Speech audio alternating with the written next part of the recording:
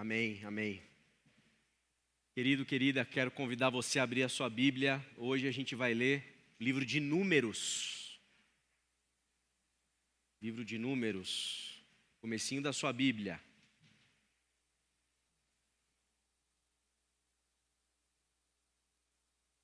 Gênesis, Êxodo, Levítico e Números. Nós lemos hoje o capítulo 13 e também um pedacinho do 14.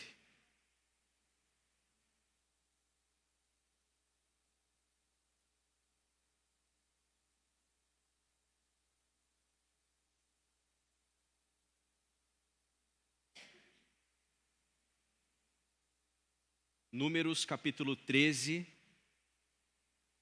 diz o seguinte, quero que você te encorajar, vou tentar ler pausadamente, com calma, para a gente acompanhar bem o que está acontecendo nessa história, tá bom? Diz assim o texto: E o Senhor disse a Moisés: envie alguns homens em missão de reconhecimento à terra de Canaã, terra que dou aos israelitas. Envie um líder de cada tribo dos seus antepassados. Assim Moisés os enviou do deserto de Parã, conforme a ordem do Senhor. Todos eles eram chefes dos israelitas. São estes os seus nomes: da tribo de Rubem, Samuã, filho de Zacur; da tribo de Simeão, Safate, filho de Ori; da tribo de Judá, Calebe, filho de Jefoné; da tribo de Isacar, Igal, filho de José; tribo de Efraim, Oséias, filho de Num. Esse Oséias é Josué, tá? Da tribo de Benjamim, Pauti, filho de Rafu; da tribo de Zebulon, Gadiel, filho de Sodi; da tribo de José, isto é, da tribo de Manassés, Gadi, filho de Suzi; da tribo de Dan, Amiel, filho de Gamali; da tribo de Azer, Setur, filho de Micael; da tribo de Naphtali, Nabi, filho de Vofsi; da tribo de Gade, Guel, filho de Maque. Sugestões aqui de vários nomes para o seu próximo filho, filha, né? Você pode... Filha não, filhos, né? Continuando a leitura no verso 16. São esses os nomes dos homens que Moisés enviou em missão de reconhecimento do território. A Oséias, filho de Num, Moisés deu o nome de Josué, conforme eu tinha dito. Quando Moisés os enviou para observar em Canaã, disse: subam pelo Neguebe e prossigam até a região montanhosa. Vejam como é a terra e se o povo que vive lá é forte ou fraco, se são muitos ou poucos, se a terra em que habitam é boa ou ruim, se as cidades em que vivem são cidades sem muros ou fortificadas, e se o solo é fértil ou pobre, se existe ali floresta ou não. Sejam corajosos, tragam alguns frutos da terra. Era a época do início da colheita das uvas. Eles subiram e observaram a terra desde o deserto de Zin até Reoebe, na direção de Lebo-Hamate. Subiram do Neguebe e chegaram a Hebron, onde viviam Aimã, Sesai e Talmai, descendentes de Enaque. Hebron havia sido construída 7 anos antes de Zoan, no Egito. Quando chegaram ao vale de Escol, cortaram o ramo da qual pendia um único cacho de uva. 2 deles carregaram o cacho pendurado numa vara. Colheram também romãs e figos. Aquele lugar foi chamado Vale de Escol por causa do cacho de uvas que os israelitas cortaram ali. Ao fim de 40 dias, eles voltaram da missão de reconhecimento daquela terra. Eles então retornaram a Moisés e Arão e a toda a comunidade de Israel em Cádiz, no deserto de Parã, onde prestaram relatório a eles e a toda a comunidade de Israel e lhes mostraram os frutos da terra. E deram o seguinte relatório a Moisés: entramos na terra a qual você nos enviou, onde há leite e mel com fartura. Aqui estão alguns frutos dela, mas o povo que lá vive é poderoso, e as cidades são fortificadas e muito grandes. Também vimos descendentes de Enaque. Os amalequitas vivem no Neguebe, os hititas, os jebuseus e os amorreus vivem na região montanhosa. Os cananeus vivem perto do mar e junto ao Jordão. Então Calebe fez o povo calar-se perante Moisés e disse: subamos e tomemos posse da terra, é certo que venceremos. Mas os homens que tinham ido com ele disseram: não podemos atacar aquele povo, é mais forte do que nós. E espalharam entre os israelitas um relatório negativo acerca daquela terra. Disseram: a terra a qual fomos em missão de reconhecimento devora os que nela vivem. Todos os que vimos são de grande estatura. Vimos também os gigantes, os descendentes de Enaque, diante de quem parecíamos gafanhotos, a nós e a eles. Esses gigantes, aqui só um parênteses, são os tais dos nefilins, ou os anaquins. Talvez você vai encontrar aí essa terminologia na sua Bíblia. São de fato esses homens gigantes que habitavam essas terras. Capítulo 14. Naquela noite, toda a comunidade começou a chorar em alta voz. Todos os israelitas queixaram-se contra Moisés e contra Arão, e toda a comunidade lhes disse: quem dera tivéssemos morrido no Egito, ou neste deserto, porque o Senhor está nos trazendo para essa terra, só para nos deixar cair a espada. Nossas mulheres e nossos filhos serão tomados como despojo de guerra. Não seria melhor voltar para o Egito? E disseram uns aos outros: escolheremos um chefe e voltaremos para o Egito. Então Moisés e Arão prostraram-se com o rosto em terra diante de toda a assembleia dos israelitas. Josué, filho de Num, e Calebe, filho de Jefoné, dentre os que haviam observado a terra, rasgaram as suas vestes e disseram a toda a comunidade dos israelitas: a terra que percorremos em missão de reconhecimento é excelente. Se o Senhor se agradar de nós, Ele nos fará entrar nessa terra onde há leite e mel com fartura, e a dará a nós. Somente não sejam rebeldes contra o Senhor, e não tenham medo do povo da terra, porque nós os devoraremos como se fossem pão. A proteção deles se foi, mas o Senhor está conosco. Não tenham medo deles. Mas a comunidade toda falou em apedrejá-los. Então a glória do Senhor apareceu a todos os israelitas na tenda do encontro. Até aqui. Quero te convidar mais uma vez a orar comigo nessa noite. Pai querido, Pai amado, estamos diante, Pai, da Tua palavra, te pedindo humildemente iluminação do Seu Santo Espírito, para que nós sejamos capazes de discernir a voz do Teu Evangelho. Fala com cada um de nós, não somente na nossa mente, mas na nossa alma, no nosso coração, na nossa interioridade, que a gente possa ser transformado pelo poder da Tua palavra, Senhor. Palavra que é o verbo vivo, que aqui está, Senhor, se manifestando no poder do Teu Espírito. Nos conduz, Pai, nessa noite, nessa reflexão. Fala conosco de maneira profunda, é o que a gente te pede, no nome de Cristo Jesus. Amém, amém e amém. Queridos, quero iniciar a mensagem dessa noite contextualizando aqui esse texto. Esse momento em que os israelitas estão vivendo é um momento muito, muito chave, muito importante nessa história. Como vocês devem saber, já devem ter lido, já devem ter ouvido sermões a respeito, já devem ter assistido, talvez, filmes a esse respeito.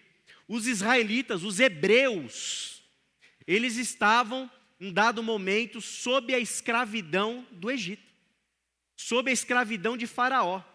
Eles foram ali feitos de escravos e ficaram bons anos, bons séculos, escravizados, debaixo do jugo pesado de Faraó e dos egípcios. Então a gente precisa entender o que é isso, ser escravo.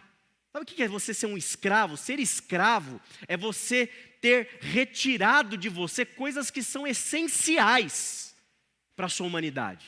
É retirar de você coisas que são essenciais para a sua dignidade. O escravo não tem sonho.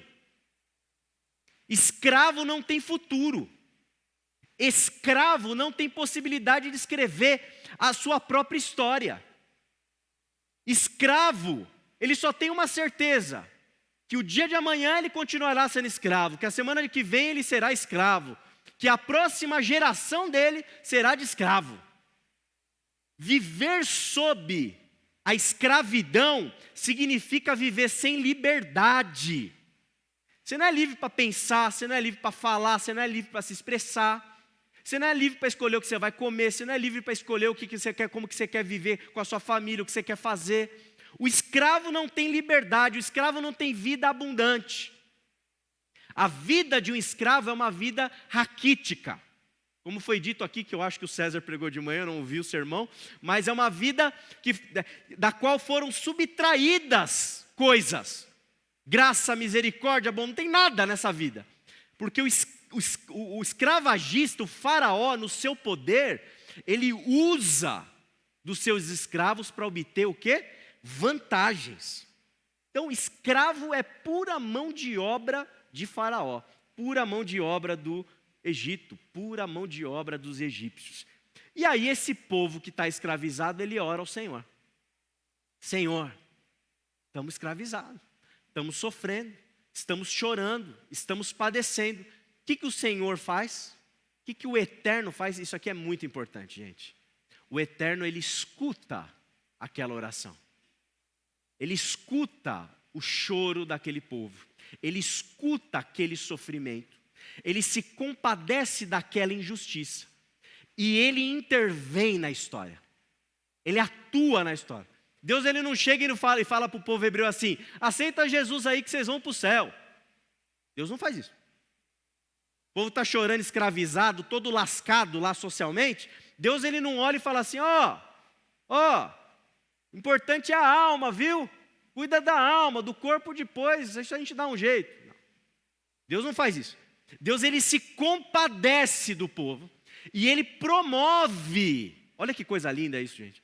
Deus, ele patrocina um projeto de libertação.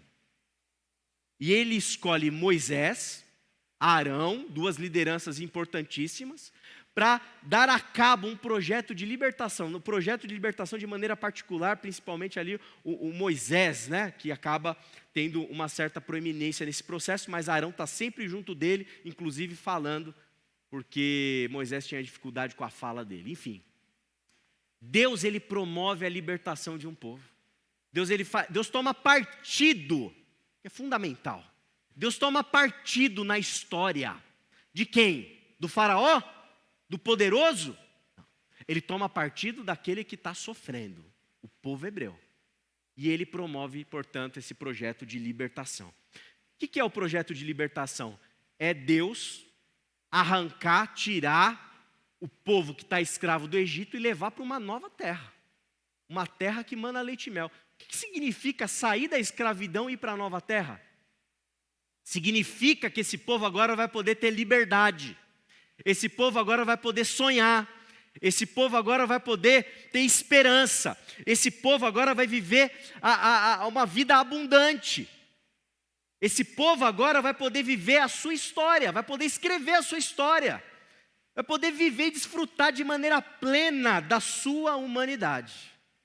E chega o momento em que eles começam a se aproximar, depois ali de padecer bastante no deserto, é uma história longa, depois você lê lá em Números, mas chega o momento de se aproximar dessa terra. E o que Moisés faz? Seleciona 12 homens, um representante de cada tribo, para que eles vão em missão de reconhecimento, vão lá espiar, são os chamados espias, vão espiar essa terra. Vejam como é que ela é. Ela é boa, ela dá fruto, não dá fruto, como que ela está organizada, como é que ela é. Tragam, façam uma análise e tragam para a gente aqui as informações. Eles ficam lá 40 dias investigando a terra prometida, a terra que Deus deu, a terra da liberdade, a terra do sonho, a terra da esperança, a terra da vida em abundância. Não é mais a terra da escravidão, é essa nova terra. E os espias trazem os relatórios. 10 desses espias, eles vão dizer o seguinte: olha, a terra é boa, é muito boa essa terra, viu? Mas, já recebeu alguma fala assim algum dia? A pessoa quer te contar uma coisa, né? Aí você fala, normalmente quando alguém vem me perguntar, nesses dias foi assim: pastor, eu quero conversar, é boa uma notícia? Eu pergunto, né? Às vezes a pessoa começa com uma coisa boa, mas aí daqui a pouco vai para uma má notícia. Foi assim que aconteceu com eles, né? Só que de uma maneira muito pior do que conforme a gente leu, né? A terra é boa, mas a terra flui leite e mel, mana leite e mel, mas a terra é produtiva.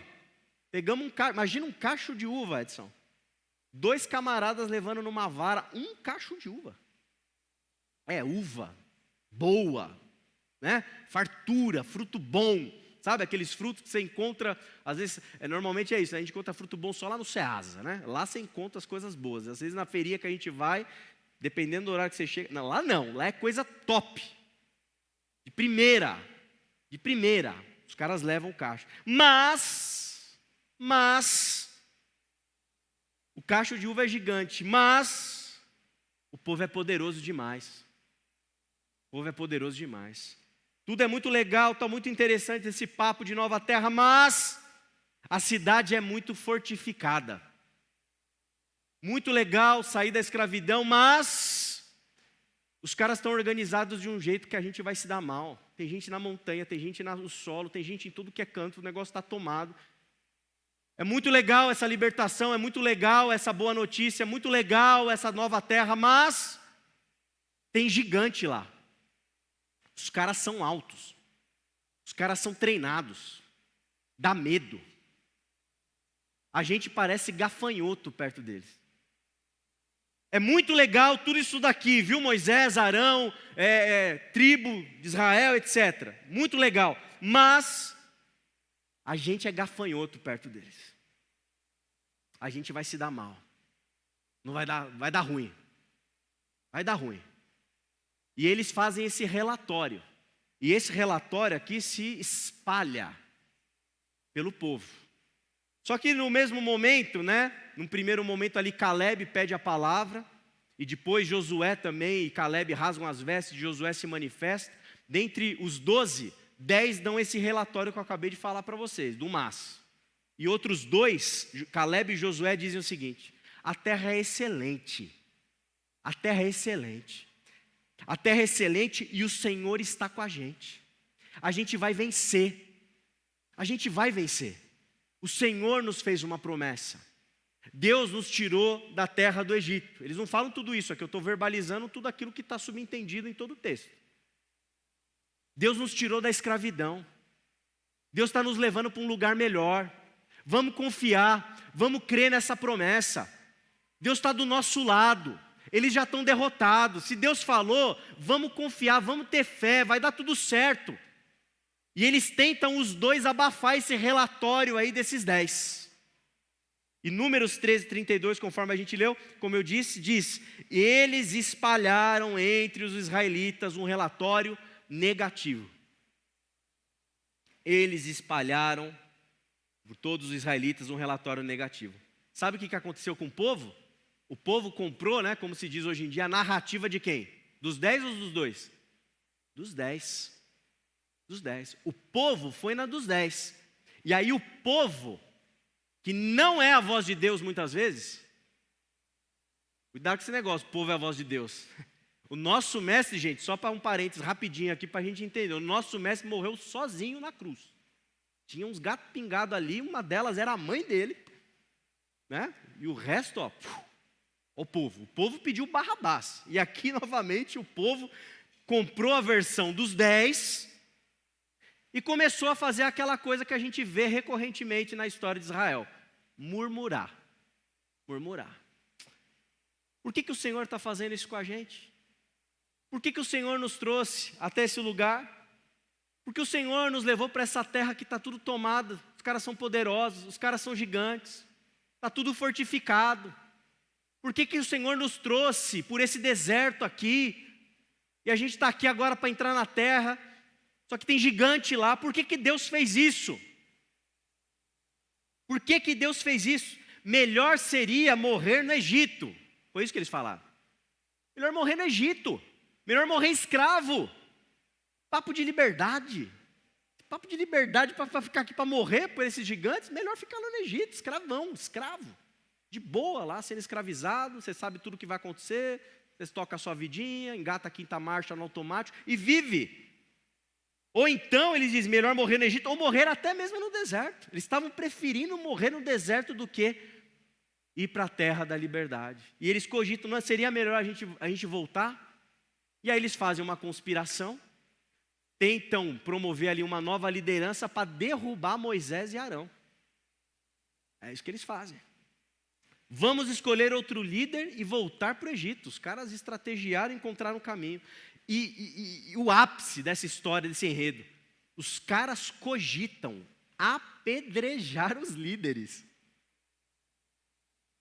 Apedrejamento, você está entendendo?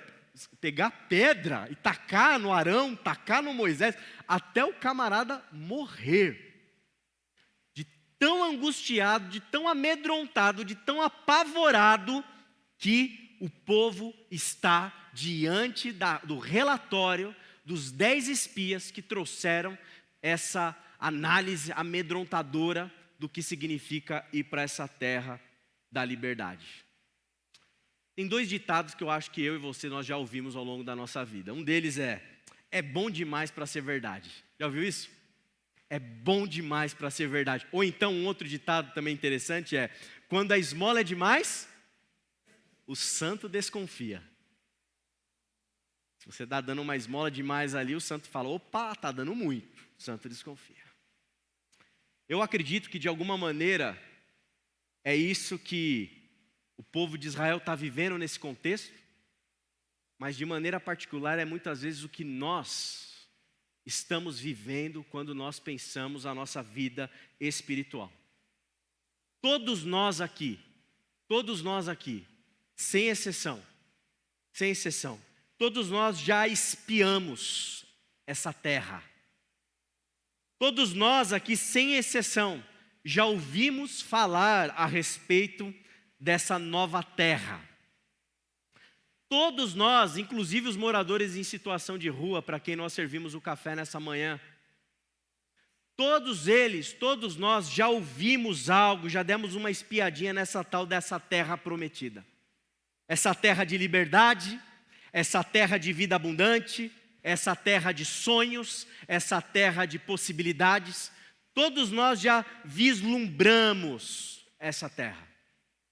O que eu quero dizer com isso? Eu quero dizer com isso que todos nós aqui já ouvimos, já recebemos, alguém já partilhou o que significa viver uma vida com Deus, viver uma vida com Jesus. Alguém chega para você e fala assim, vem viver a vida com Jesus, que é uma desgraça, viu? Todo mundo fala o quê? Vem espiar aqui, a terra é boa. Vem viver a vida no Evangelho, vem viver a vida na minha igreja, vem para a minha igreja. Talvez você está nos visitando aqui porque alguém te convidou para vir para cá. Ninguém chamou você para vir. Vem para a minha igreja, que é uma desgraça lá, é muito ruim, viu? Muito chato. Pessoal lá, o timbre da guitarra é mais ou menos, viu? Ninguém falou isso para você. Vem para a minha igreja que o pastor prega mal para caramba. Não, ninguém falou isso para você. Vem para a minha igreja que lá o pessoal... Não. Quando a gente fala de fé, quando a gente fala de religião, quando a gente fala de evangelho, a gente está falando de uma terra que a gente avistou, que a gente viu e que é boa. É uma terra da liberdade, é uma terra da graça, é a terra do amor, é a terra do perdão, é a terra da salvação. É a terra que a gente vai para a gente encontrar sentido para a nossa alma, para a nossa vida. Essa é a terra prometida. Todos nós já ouvimos algo a respeito dessa terra.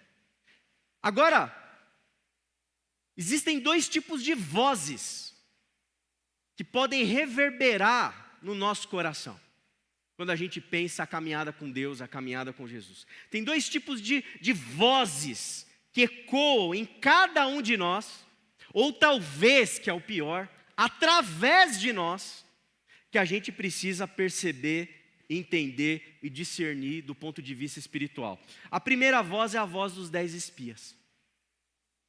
É a voz do relatório negativo. É a voz do a terra é boa, tem liberdade, tem bondade, tem graça, tem amor, mas é a voz da negatividade. É a voz do pessimismo. É a voz, sabe, é aquele tipo de voz que é antagônica à fé. Ela é contrária à fé. É a voz que tem timbre de apedrejamento. É a voz que tem timbre de murmúrio. É a voz que tem timbre de saudade da escravidão. Gente, reparem bem que a gente está falando do povo de Deus nessa história toda que a gente leu. O povo escolhido por Deus. Então a gente não está falando aqui de ímpio. O ímpio é os caras que estão lá na terra prometida, que eles deviam invadir. Aqui todo mundo é povo de Deus. Por isso que eu estou falando que todos nós enxergamos essa terra. Só que tem essa voz. A voz de quem espia a terra, mas está com saudade de ser escravo. Espia a terra, mas está com saudade de não pensar, de não ter liberdade para pensar. Espia a terra, mas não quer a responsabilidade de escrever uma história. Essa é a voz dos 10 espias. Só que tem uma outra voz nessa história, que é a voz de Josué e a voz de Caleb. Que voz é essa? É a voz da boa nova. É a voz da esperança. É a voz da boa notícia. É a voz que não aceita a desconfiança sobre a promessa que Deus fez. É a voz que não aceita a desconfiança sobre o amor, a bondade, a misericórdia do Senhor. É a voz que não aceita a desconfiança sobre a possibilidade de se tornar novamente escravo. É a voz que se agarra a Deus e ao Eterno, que prometeu que a gente seria livre, que não seria mais escravo, que a gente ia viver uma nova vida, ia ter esperança, ia poder ser um povo. Se agarra a isso com unhas e dentes, com a sua alma, e vai para cima. E vai para cima. Inclusive quando os 10 destoam e fazem ali, distribuem as más novas para todo mundo. Irmão e irmã, que tipo de voz você quer reverberar? Que tipo de voz você quer reverberar? Eu queria desde já te dizer, reverbere a boa nova do Evangelho. Reverbere a boa notícia. Reverbere a libertação, reverbere a graça, o amor, a bondade, o perdão, reverbere isso. É isso que a gente precisa reverberar, meu irmão e minha irmã. Não o relatório negativo, não esse pessimismo desenfreado, não essa negatividade. Porque quando Deus nos conduz na nossa vida espiritual, Ele nos conduz para uma boa nova. E essa boa nova é verdadeiramente boa.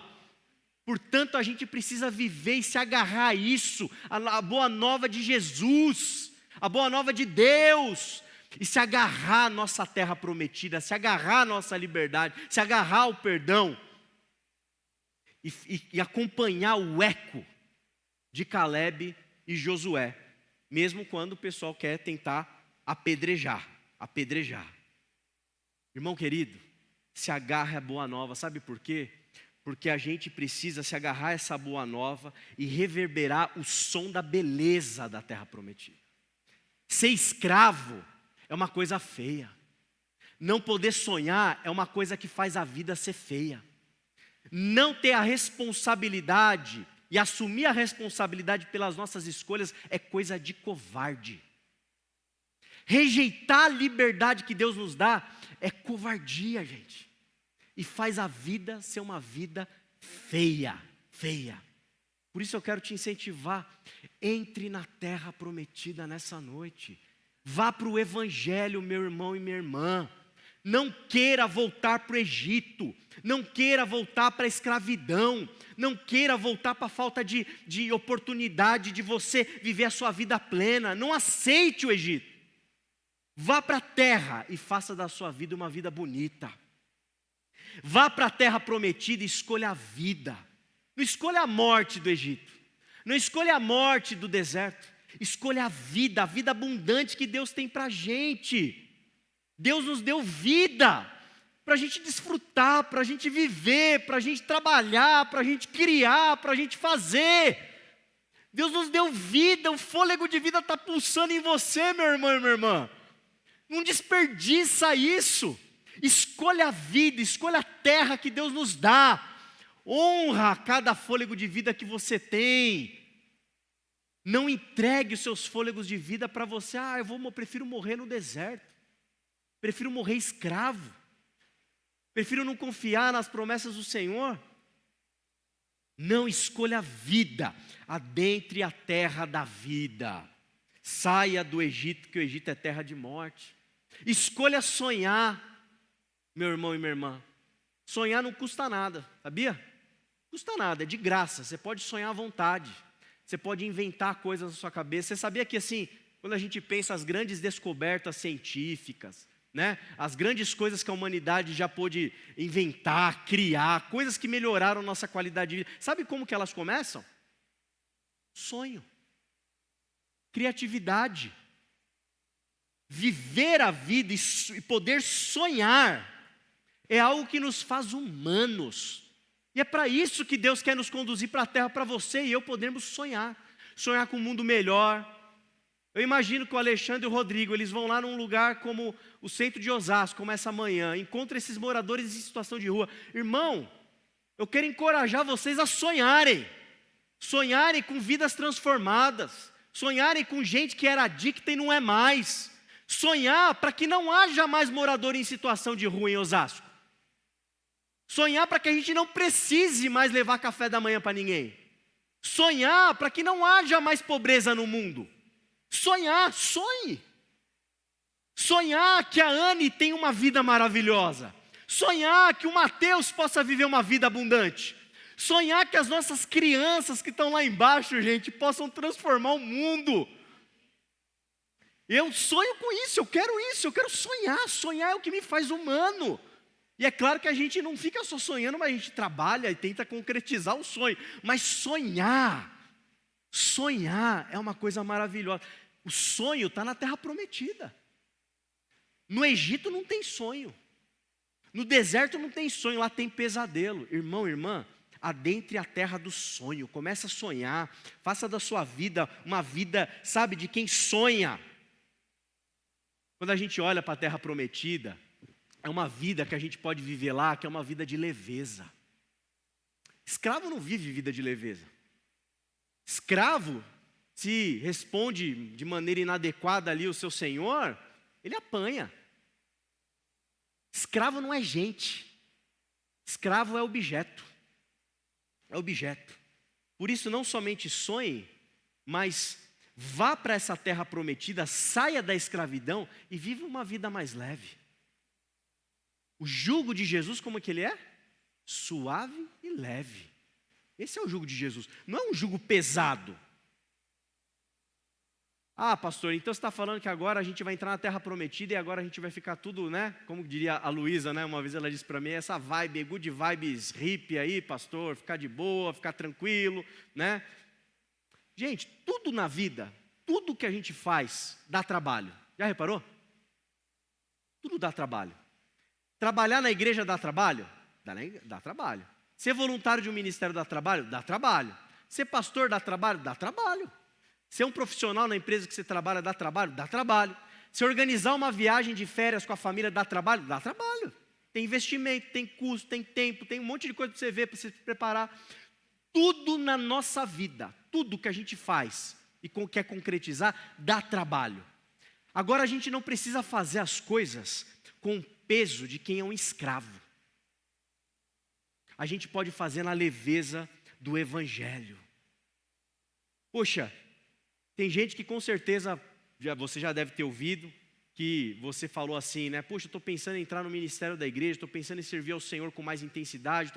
Você já se deparou com pessoas, ou às vezes você é essa pessoa que diz assim, mas dá muito trabalho, é muito cansativo, é difícil lidar com pessoas, é difícil. Eu vou te dizer uma coisa, eu não estou aqui fazendo propaganda enganosa não, é difícil mesmo.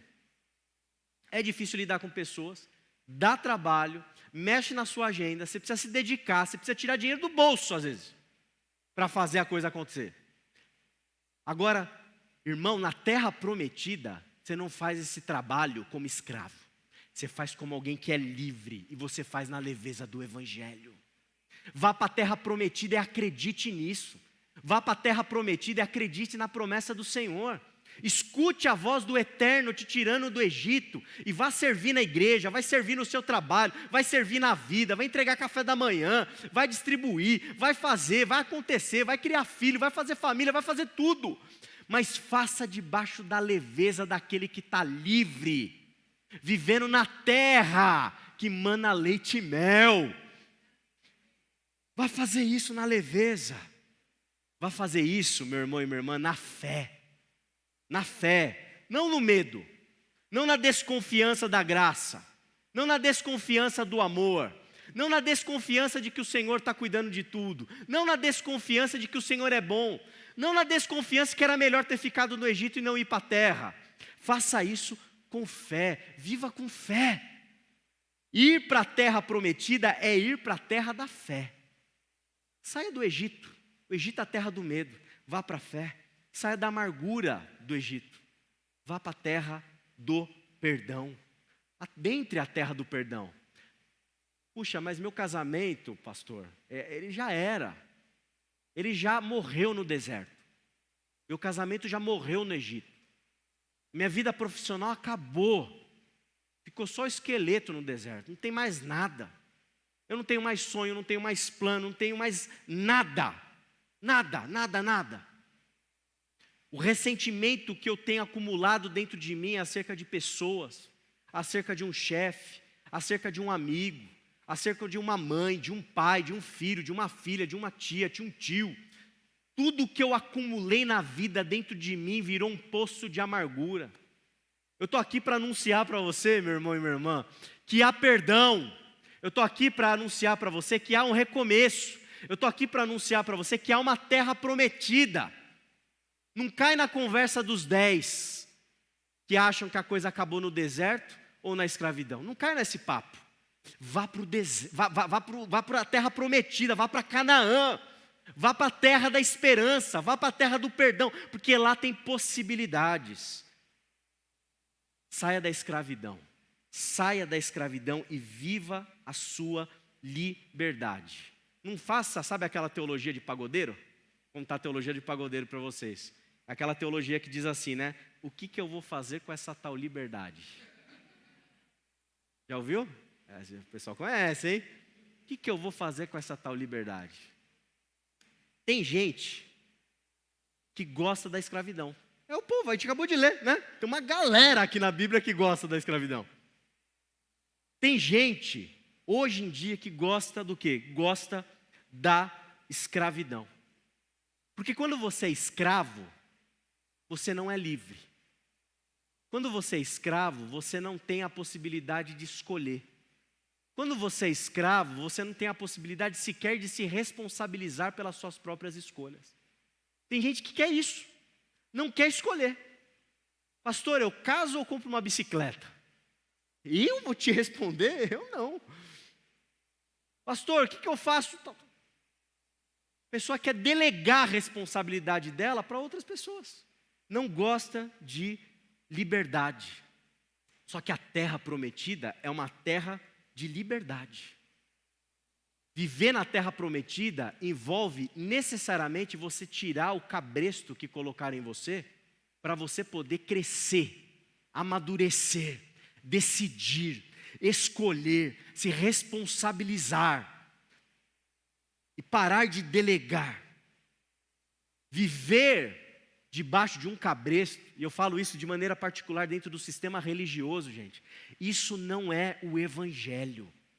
Quando um líder religioso quer colocar um cabresto em você, isso não tem cheiro, não tem gosto de terra prometida. Isso tem gosto de Faraó, tem gosto do Egito.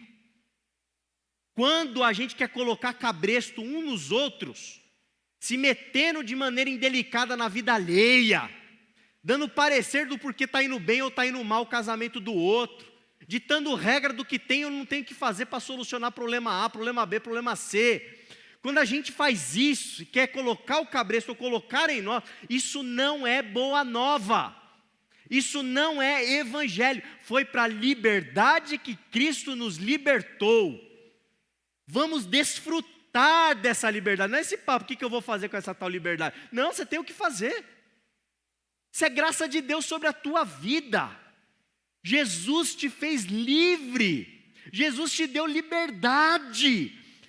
Ele te comprou por um alto preço. Para quê? Para você virar escravo do Egito? Não. Escravo dele? Não. Escravo. Jamais. Escravidão jamais. Cabresto jamais.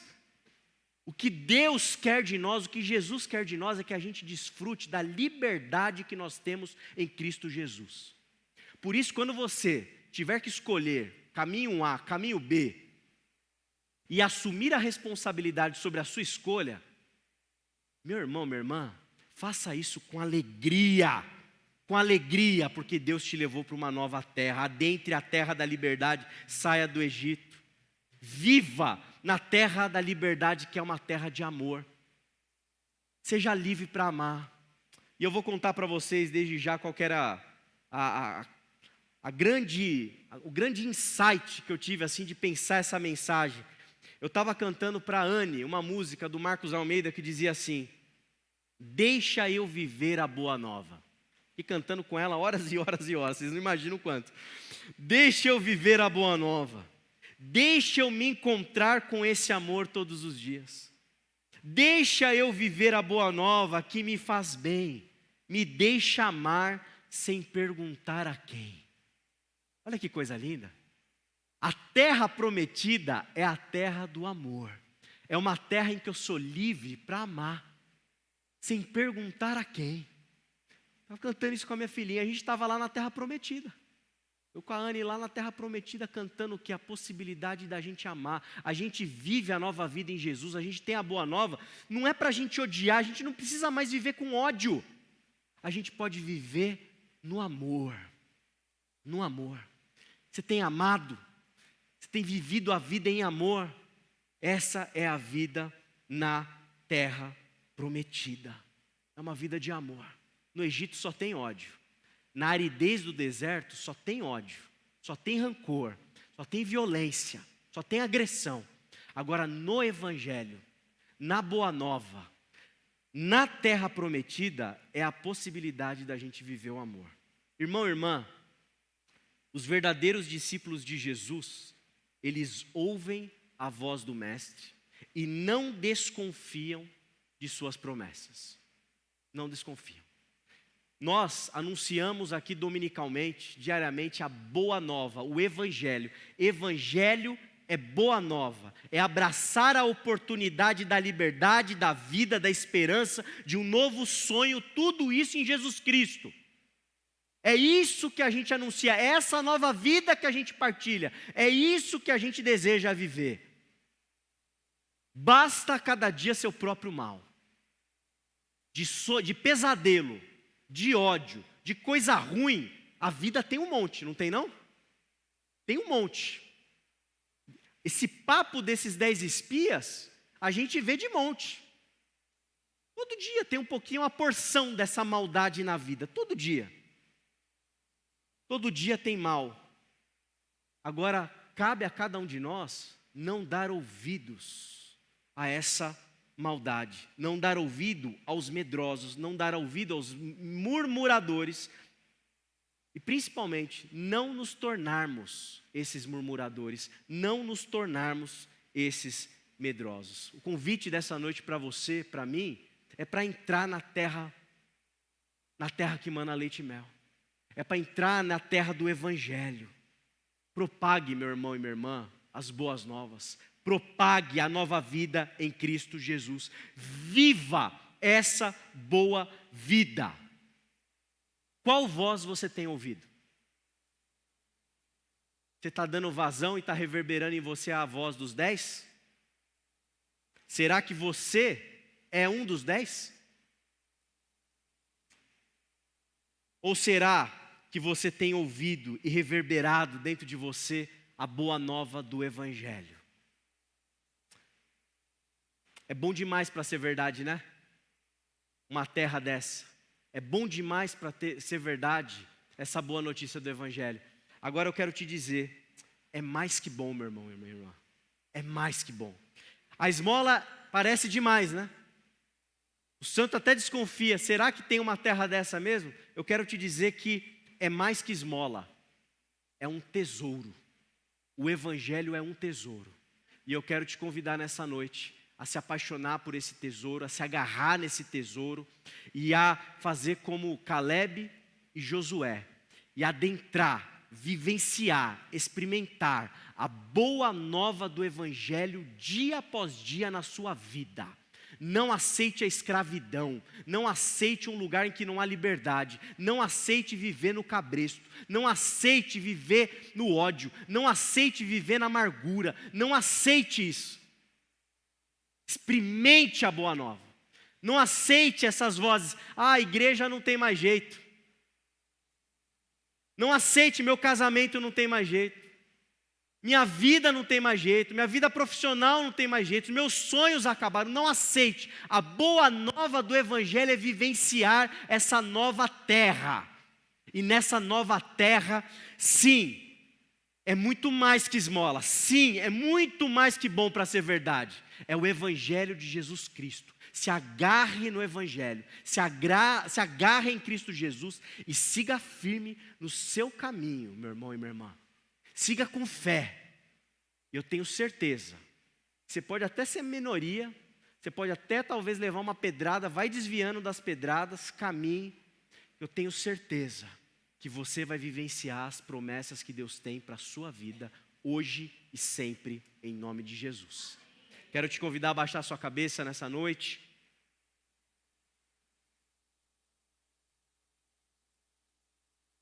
Se colocar diante do Senhor e tentar ouvir a voz que está ecoando dentro de você. Qual é a voz que ecoa dentro de você? Será que é a voz do pessimismo? Será que é a voz que está te paralisando? Será que é a voz que está te amedrontando? São vozes de murmúrio. São vozes de desconfiança. São vozes de desânimo. São vozes que produzem raiva. Te dá vontade de pegar em pedra e matar pessoas. Te dá vontade de voltar para o deserto. Te dá vontade de voltar para o Egito. Te dá vontade de se tornar novamente escravo. Será que é esse tipo de voz que está ecoando, reverberando na sua alma? Ou será que é a voz da boa nova, a voz do Evangelho, a voz de uma nova terra, a voz da terra de uma terra que mana leite e mel, a voz de um lugar que te dá sentido para a alma, a voz que te faz caminhar com esperança, a voz que faz você perseverar, a voz que faz você continuar caminhando, a voz que diz para você: vem, me segue, porque eu sou manso e humilde de coração. Pode vir. A voz que diz: vem que aqui há perdão. Vem que aqui há uma nova história para você. A voz que transforma pescador em pescador de homens. A voz que faz com que possessos pelo demônio vivam a plenitude da sua liberdade.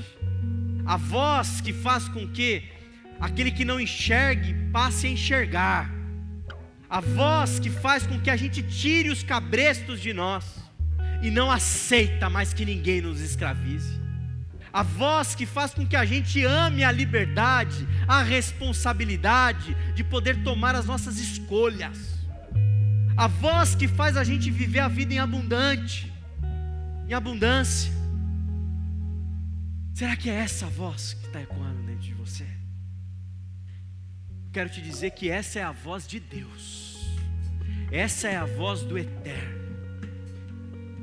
Sai do Egito, sai do deserto, espia a terra e entra nela. Irmão e irmã, diante de você nessa noite tem uma terra que tem gosto de evangelho, tem um oceano de graça, de misericórdia, de bondade e de amor. E talvez tem gente falando: tem graça, mas tem amor, mas tem perdão, mas Eu te convido nessa noite a mergulhar nesse oceano de graça. Mergulhe nele. Mergulhe no amor de Deus. Mergulhe no evangelho da graça de Cristo Jesus. Pai, obrigado. Obrigado pela tua palavra. Obrigado pela terra que o Senhor preparou para cada um de nós, Senhor. Muito obrigado. Nos inspira nessa caminhada, Pai. Faça com que a gente seja parecido ali com Caleb, com Josué. Gente que confia nas tuas palavras, que escuta a voz do bom pastor e caminha. Gente que não desconfia, Pai, da tua graça, do teu perdão. Gente que não desconfia da tua bondade, Senhor. Nos ajuda a não nos amedrontarmos. Aumenta a nossa fé. Nos enche de vigor e de esperança, Pai. É o que eu peço por mim e por cada um de nós. No nome de Cristo Jesus. Amém, amém e amém. Quero convidar o corpo diaconal para vir aqui à frente.